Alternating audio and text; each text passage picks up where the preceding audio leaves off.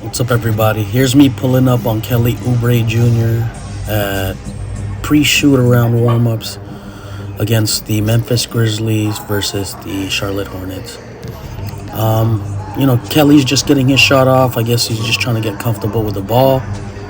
He did take about like 20 to 25 shots, so he's working on his game, hitting different spots, making easy layups. Made sure to hit his free throws, as you see a little later on in the video. You'll notice him hitting his free throws. But it was just good to see and be around somebody that's working on their craft. It makes me become a better basketball player to begin with.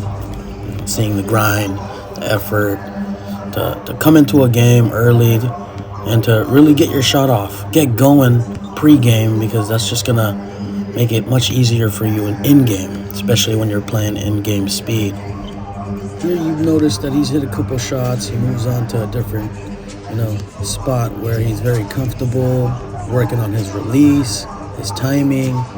At the end of it all, it's just muscle memory and repetition. And if you can get enough muscle memory and repetition throwing the same shot over and over again, your buckets will go in. It gets more consistent as you practice. So, you do get out what you put in. And the more you put in, I promise you, the more you'll get out. Yeah, so, keep shooting your shot, without a doubt. I see Del Curry standing on the side. I don't know who he was talking to, but he seemed like one of the Charlotte Hornets training staff or coaching staff.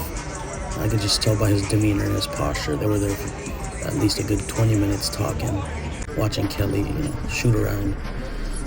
At this point, he stretched it out to the three-point line. As you can see, he's knocking them down from 30 feet.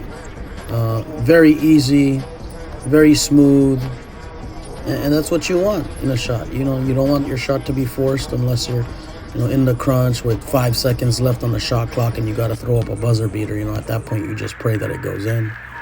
And here he moves to the free throw line. You'll notice he misses the first one and barely hits rim, but then you make adjustments off of that. So it's like reading the defense and making sure that you can adjust constantly, shot for shot. You're trying to read the defender's foot position because you're trying to attack his primary foot most of the time. So there's just so much about basketball, and I don't have enough time to talk about it, but it's good chatting with y'all. Thank you for tuning in.